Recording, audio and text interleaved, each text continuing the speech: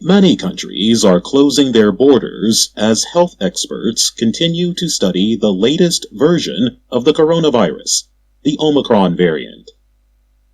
On Monday, Japan became the latest country to ban all foreigners from entering the country.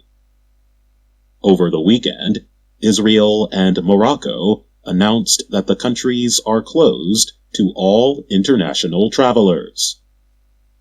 Israeli citizens can come back to the country, but they will have to quarantine even if fully vaccinated.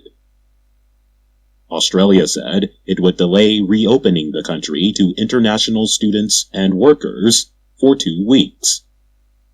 The move came after the country reported its first cases of the Omicron variant of the new coronavirus.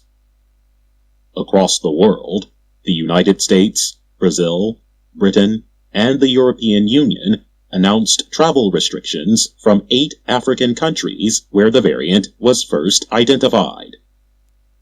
The countries are South Africa, Botswana, Zimbabwe, Namibia, Lesotho, Eswatini, Mozambique, and Malawi.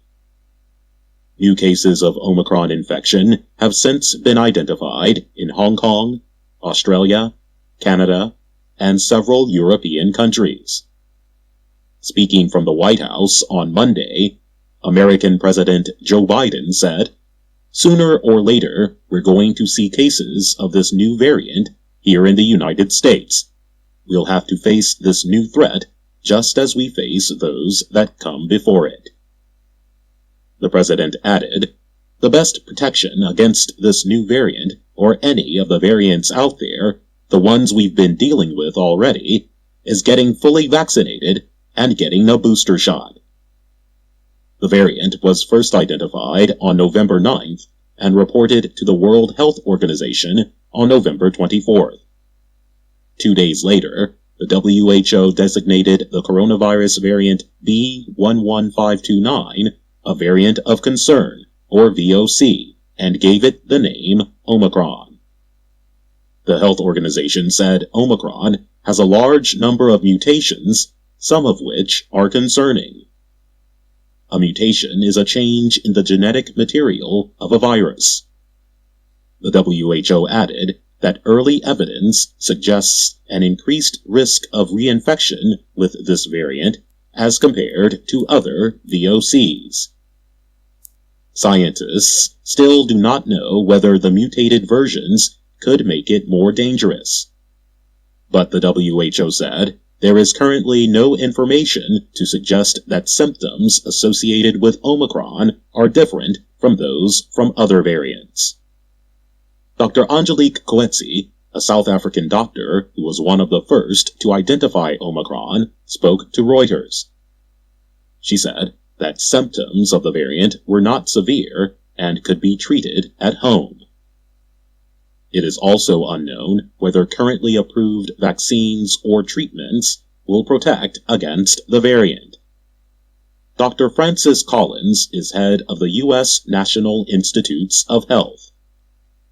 He told Fox News Sunday, "We do know that this is a variant that has a lot of mutations, like 50 of them, and more than 30 of those in the spike protein, which is the part of the virus that attaches to your human cells if you get infected."